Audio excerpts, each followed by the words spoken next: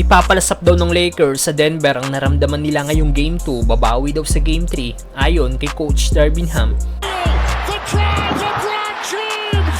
Nag-walkout sina LeBron at Davis dahil sa mga maling tawag ng referee.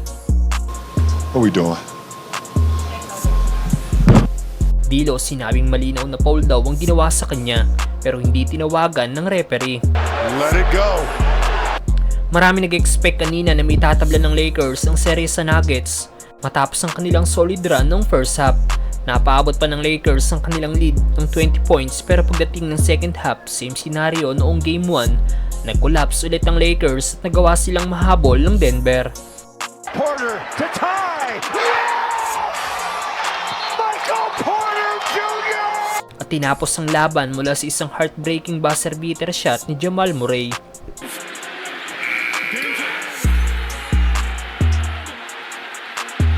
Nagtapos ang laban si score 101-99.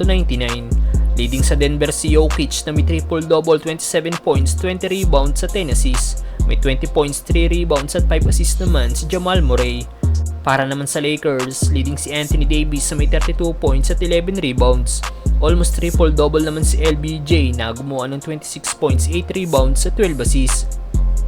Bumawi naman si D'Lo kanina after ng low output game noong Game 1 at nagtala ng 23 points, 3 rebounds at 6 assists, shooting 7 of 11 sa 3-point area. Bukod nga po sa mga Lakers fans na disappointed sa pagkatalo ng Lakers kanina, kita rin ang mga player ng team na hindi masaya sa naging resulta ng laro. Una na dyan si Anthony Davis na poker face sa kanyang post-game interview at napa-walkout pa matapos tanungin ng reporter kung anong nangyari sa last play ng laro. Sagot ng Lakers big man ay, Jamal Murray make the shot, sabay walkout ni Davis. Jamal Murray made a shot. Kung upset si AD, galit naman si LeBron sa mga maling tawag ng referee dahil malinaw daw na tinamaan si D'Lo sa muka after ng layup na ginawa nito. Thinking about challenging this. Oh no, across the face. Let it go. Let it go. Napamura na lang din si LBJ at sinabing ano pa daw silbi ng replay center kung hindi rin naman maitatama ang mga tawag ng officials. Walang kasensens daw, sabi ng all-time scoring leader. Sabay napa-walkout na lang din.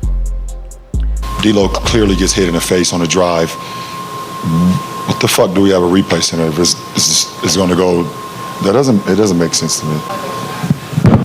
Maging si D'Lo ay napatweet sa kanyang Twitter account at may caption na, "That's a foul. We all saw it on national television."